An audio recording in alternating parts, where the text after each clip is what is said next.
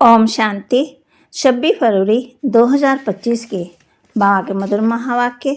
बाबा कहते, मीठे बच्चे, तुम्हें अपार खुशी होनी चाहिए कि हम अभी पुराना कपड़ा छोड़ घर जाएंगे, फिर नया कपड़ा नई दुनिया में लेंगे। तुम्हें अपार खुशी होनी चाहिए कि हम अभी पुराना कपड़ा छोड़ घर जाएंगे, फिर नया कपड़ा नई दुनिया में लेंगे। प्रश्न, ड्रामा का कौन सा राज अति सूक्ष्म समझने का है? ड्रामा का कौन सा राज अति सूक्ष्म समझने का है? उत्तर, ये ड्रामा जू मिसल चलता रहता है, टिक टिक होती रहती है। जिसकी जो एक्ट चली वह फिर हूबहू 5000 वर्ष के बाद रिपीट होगी। ये राज बहुत सूक्ष्म समझने का है। जो बच्चे इस राज को यथार्थ नहीं समझते हैं तो वह कह देते हैं ड्रामा में होगा तो पुरुषार्थ कर लेंगे, वह ऊंच पद पा नहीं सकेंगे। ओम शांति। बच्चों को बाप की पहचान मिली, फिर बाप से वर्षा लेना है और पावन बनना है। कहते भी हैं, हे पतित पावन, आकर के हमको पावन बनाओ, क्योंकि समझते हैं हम पतित बुद्धि हैं। बुद्धि भी कहती है हम पतित आयरन एज दुनिया है। नई दुनिया को सतो प्रदान, पुरानी दुनिया को तमो प्रदान कहा जाता है। तुम बच्चों को अभी बाप मिला है, भक्तों को भगवान मिला है। कहते भी हैं भक्ति के बाद भगवान आकर भक्ति का फल देते हैं, क्योंकि मेहनत करते हैं तो फल भी मांगते हैं। क्या भक्त क्या मेहनत करते हैं सो तो तुम जानते हो। तुम आधा कल्प भक्ति मार्ग में धक्के खाकर थक गए हो। भक्ति में बहुत मेहनत की है, ये भी ड्रामा में नोंद है। मेहनत की जाती है फायदे के लिए। समझती हैं भगवान आकर के भक्ति का फल देंगे, तो फल देने वाला फिर भी भगवान ही रहा। भक्त भगवान को याद करते हैं, क्योंकि भक्ति में दुख तो कहते हैं आकर के हमारे दुख हरो, पावन बनाओ। कोई भी नहीं जानते कि अभी रावण राज्य है। रावण ने ही पतित बनाया है। कहते भी हैं राम राज्य चाहिए, परंतु वह कब कैसे होना है कोई भी नहीं पता। कोई को भी ये पता नहीं। आत्मा अंदर समझती है कि अब रावण राज्य है। ये है ही भक्ति मार्ग। भक्त बहुत नाच तमाशे करते, खुशी भी होती फिर रोते भी हैं। भगवान के प्रेम में आंसू भी आ जाते हैं, परंतु भगवान को जानते ही नहीं। जिसके प्रेम में आंसू आते हैं उनको जानना चाहिए ना। चित्रों में कुछ मिल नहीं सकता। हाँ, बहुत भक्ति करते हैं तो शास्त्रकार होता है, बस वही उनके लिए खुशी की बात है। भगवान खुद ही आकर अपना परिचय देते हैं कि मैं कौन हूँ, मैं जो हूँ जैसा हूँ। दुनिया में कोई नहीं जानते। तुम्हारे में भी जो बाबा हैं उनमें भी कोई पक्के हैं, कोई बाबा कहते तुम्हारे में जो बाबा कहते हैं ना उनमें भी कोई पक्के हैं, कोई कच्चे हैं। देवीमान टूटने की आदत मेहनत लगती है, आदत बहुत पक्की है। देही अभिमानी बनना पड़े। बाप कहते हैं तुम आत्मा हो, तुम 84 जन्म भोग तमो प्रधान बनी हो। अभी आत्मा को तीसरा नेत्र मिला है। आत्मा समझ रही है। तुम बच्चों को सारे सृष्टि का चक्कर का नॉलेज बाप देते हैं। बाप नॉलेजफुल है तो बच्चों को भी नॉलेज देते हैं। कोई पूछे फिर तुम ही 84 जन्म लेते हो, बोलो हाँ, हमारे में भी कोई 84 कोई 82 जन्म लेते। बहुत में बहुत 84 जन्म ही लेते। 84 जन्म उनके हैं जो शुरू में आते हैं, जो अच्छी पढ़कर ऊंच पदवी पाते हैं। वे जल्दी आएंगे, माला में नजदीक पुरोए जाएंगे। जैसे नया घर बनता रहता है तो दिल में आता है जल्दी बन जाए तो हम जाकर बैठे। तुम बच्चों को भी खुशी होनी चाहिए। अभी हमको ये पुराने कपड़े छोड़ नए लेने हैं। नाटक में एक्टर्स आधा घंटा पहले से घड़ी को देखते रहते हैं। टाइम पूरा हो तो घर जाएं। वह टाइम आ जाता है। तुम बच्चों के लिए बेहद की घड़ी है। तुम जानते हो अब कर्मातीत अवस्था को पाएंगे तो फिर यहाँ रहेंगे ही नहीं। फिर कर्मातीत बनने के लिए भी याद में रहना पड़े, बड़ी मेहनत है। नई दुनिया में तुम जाते हो, फिर एक जन्म में कला कम होती। नए मकान में 6 महीने बैठो तो कुछ ना कुछ हो ही जाता है, थोड़ा फर्क पड़ ही जाता है रगड़ाई में कुछ कहाँ भी। तो वहाँ नई दुनिया में कोई तो पहले आएंगे, कोई थोड़ा देरी से आएंगे। पहले जो आएंगे उनको कहेंगे सतोप्रधान। फिर आहिस्ते आहिस्ते कला कम होती जाती। ये ड्रामा का चक्कर जो मिसल चलता रहता है, टिक टिक होती रहती है।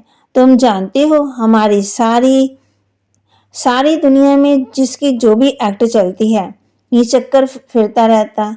ये बड़ी सूक्ष्म बातें हैं समझने की। बाप अनुभव से सुनाते हैं। तुम जानते हो ये पढ़ाई फिर 5000 वर्ष के बाद रिपीट होगी। ये बना बनाया खेल है। इस चक्कर का किसी को पता ही नहीं है। इसका करेक्टर, डायरेक्टर, मुख्य एक्टर कौन है, कुछ भी पता नहीं जानते। अब भी तुम बच्चों को पता है, हम 84 जन्म भोग अब वापस जाते हैं। हम आत्मा हैं, देहाभिमानी बने तब खुशी का पारा चढ़े। वह है हद का नाटक, ये है बेहद का। बाबा हम आत्मा को पढ़ा रहे हैं। ये नहीं बताएंगे कि फलाने समय ये होगा। बाबा से कोई भी बात पूछते हैं तो कहते हैं ड्रामा में जो कुछ होगा बताने का वह बता देंगे। ड्रामा सा जो उत्तर मिलना था सो मिल गया, बस उस पर चल पड़ना है। ड्रामा बिगर बाप कुछ भी नहीं कर सकते। कई बच्चे कहते हैं ड्रामा में होगा तो पुरुषार्थ कर लेंगे। वह कभी ऊंच पद पा ही नहीं सकते। बाप कहते हैं पुरुषार्थ तुमको करना है, ड्रामा तुमको पुरुषार्थ कराता है। कल पहले माफी। कोई ड्रामा पर ठहर जाते कि जो ड्रामा में होगा तो समझा जाता इनकी तकदीर में नहीं है। अब तुमको स्मृति आई है, हम आत्मा हैं, हम ये पाठ बजाने आए हैं। आत्मा भी अविनाशी, पाठ भी अविनाशी। 84 जन्मों का पाठ आत्मा में नूंदा हुआ है, वही फिर पाठ बजाएंगे। इसको कहा जाता है कुदरत। कुदरत का और क्या विस्तार करेंगे। और अब मुख्य बात है पावन जरूर बनना है। यही फिक्रात है। कर्म करते हुए बाप की याद में रहना है। तुम एक माशूक के आशिक हो। एक माशूक को तो सब आशिक याद करते। वह माशूक कहते हैं अभी मुझे याद करो, मैं तुमको पावन बनाने आया हूँ। तुम मुझे ही पतित पावन कहते हो, फिर मुझे भूल कर गंगा को क्यों पतित पावन ही कहते हो। अभी तुमने समझा है तो वह सब छोड़ दिया। तुम समझते हो बाप ही पतित पावन। अब पतित पावन श्री कृष्ण को समझ कभी याद करेंगे, परंतु भगवान कैसे आते हैं ये कोई नहीं जानते। श्री कृष्ण की आत्मा जो सतयुग में थी वह अनेक रूप धारण करते करते अभी तमो प्रधान बनी है, फिर सतो प्रधान बनती। शास्त्रों में ये भूल कर दी है। ये भी भूल जब हो तब तो हम आकर के अबूल कहते शिव को। भगवान तो एक ही होता है। सब भक्तों को फल देने वाला एक भगवान है, उनको कोई भी जान नहीं सकते। आत्मा कहती है ओ गॉड फादर। वह लौकिक फादर तो यहाँ है, फिर भी ऊंच आत्मा तो है ही। फिर इतनी सब आत्माओं को अपना अपना पाठ मिला हुआ है। बाप को याद करते हैं। आत्मा कहती है ओ गॉड फादर। वो पर लौकिक फादर तो यहाँ है, फिर भी उस बाप को याद करते हैं। तो आत्मा ही कहती है ना एक श्रीश्वर फिर दूसरा ले पाठ बजाना है। ये सब बातें बाप ही समझाते हैं। कहते भी हम यहाँ आए हैं पाठ बजाने। ये एक मांडवा है, उनमें ये चांद सितारे आदि सब बत्तियां हैं। इन सूर्य चांद सितारों को मनुष्य देवता कह देते हैं क्योंकि ये बहुत अच्छा काम करते हैं, रिमझिम करते हैं, किसको तकलीफ नहीं देते हैं, सबको सुख देते हैं, बहुत काम करते हैं, इसलिए इनको देवता कहा जाता है। अच्छा काम करने वाले को कहते हैं ये तो जैसे देवता है। अब वास्तव में देवता तो सतयुग में है। सब सुख देने वाले थे, सबकी प्रीत थी, इसलिए देवताओं से उनकी भेंट की है। देवताओं के गुण भी गाए जाते, उन्हों के आगे जाकर गाते हैं हम निर्गुण हारे में कोई गुण नहीं, आप ही तरस पड़ोई। आपको तरस पड़ता है होगा, बाप कहते हैं तरस पड़ता है तब तो फिर से आया हूं तुमको गुणवान बनाने। तुम पूज्य थे, अब पुजारी बने हो, फिर पूज्य बनो। हम सो का अर्थ भी तुम समझा सकते हो। मनुष्य तो कह देते हैं आत्मा सो परमात्मा, परमात्मा सो आत्मा। बाप कहते ये रॉन्ग है। तुम आत्मा निराकार थी, फिर सो देवता, क्षत्रिय, वैश्य और शूद्र बनी, अभी सो ब्राह्मण वर्ण में आई हो। आत्मा पहले सतो प्रधान सतो रजोतमों में आती है। अभी तुम बच्चे समझते हो। ये नॉलेज बाबा कलव कलव संगम युग पर हमको आकर के देते हैं। बरोबर भारत स्वर्ग था, वहां कितने सुख थे, मनुष्य थोड़े होंगे। अभी कलयुग है, सब धर्म आगे। सतयुग में थोड़े कोई धर्म होंगे, वहां होता ही एक धर्म, बाकी सब आत्माएं चली जाती है। तुम जानते हो अब भी इस पुरानी दुनिया का विनाश सामने खड़ा है। बाप राजयुग सिखा रहे हैं, कोई भी आए बोलो ये बेहद की घड़ी है। बाप ने दिव्य दृष्टि से ये बनवाई है। जैसी वे घड़ी तुम घड़ी घड़ी देखते हो, अब ये बेहद की घड़ी याद पड़ती है ना। बाप ब्रह्मा द्वारा एक धर्म की स्थापना, शंकर द्वारा आश्रय दुनिया का विनाश कराते हैं। बुद्धि भी कहती है चक्कर फिरता जरूर है। कलयुग के बाद सतयुग आएगा। अभी मनुष्य भी बहुत है, उपद्रव भी बहुत होते रहते। शास्त्रों में कितनी कथाएं लिख दी। बाप आकर के वेदों शास्त्रों का सार समझाते हैं। मुख्य धर्म भी है 4, ये ब्राह्मण धर्म है 5वां। सबसे सबसे ऊंच से ऊंच ये छोटा धर्म। यज्ञ की संभाल करने वाले ब्राह्मण, ये ज्ञान यज्ञ है। उपद्रव मिटाने के लिए ये यज्ञ रचते। वे समझते हैं ये लड़ाई बंद हो ना हो जाए। अरे लड़ाई भी नहीं लगेगी, और कहते हैं ये लड़ाई भी आदि ना लगे, यज्ञ करते हैं ना, तो अरे लड़ाई नहीं लगेगी तो सत्यु कैसे आएगा। इतने सब मनुष्य कहाँ जाएंगे। हम सब आत्माओं को ले जाती हैं तो जरूर शरीर यहाँ छोड़ना पड़े। तुम पुकारते भी हो, हे बाबा आकर के हमको पति से पावन बनाओ। बाप कहते हैं हमको जरूर पुरानी दुनिया का विनाश कराना होगा। पावन दुनिया में है ही सतयुग, सबको मुक्ति धाम में ले जाता हूँ। सब काल को ही बुलाते हैं, ये नहीं समझते कि हम तो कालों के काल को बुलाते हैं। बाप कहते ये भी ड्रामा में नोद है। आत्मा को अच्छी शीशी दुनिया से निकाल फिर जीवन बंद में ले जाए। तो वहां कहते आत्मा को शीशी दुनिया से निकाल शांति धाम में ले जाता, वहां जीवन होगा। शांति धाम से बाद फिर सत्युग में जाएंगे, जीवन होगा लेकिन कोई बंधन नहीं होगा। तो यहाँ पे जीवन है लेकिन बंधन है। ये तो अच्छी बात है, तुमको मुक्ति में जाकर जीवन मुक्ति में आना है, फिर जीवन बंद में। इतने सब सत्युग में तो आ नहीं पाएंगे कि नंबरवार पुरुषार्थ सब शांति धाम में सुख धाम में याद करो। पिछाड़ी में जो आते हैं उनको का पाठ ही थोड़ा है, पहले जरूर वह सुख पाएंगे। तुम्हारा पाठ सबसे ऊंच है, तुम बहुत सुख पाते हो। धर्म स्थापित से धर्म की स्थापना करते, किसी को लिबरेट नहीं करते। बाप तो भारत में आकर के सबको ज्ञान देते हैं, वही सबका पतित पावन, सबको लिबरेट करने वाला है। और धर्म कोई सदगति नहीं करने आते हैं, वे आते ही हैं धर्म स्थापन करने।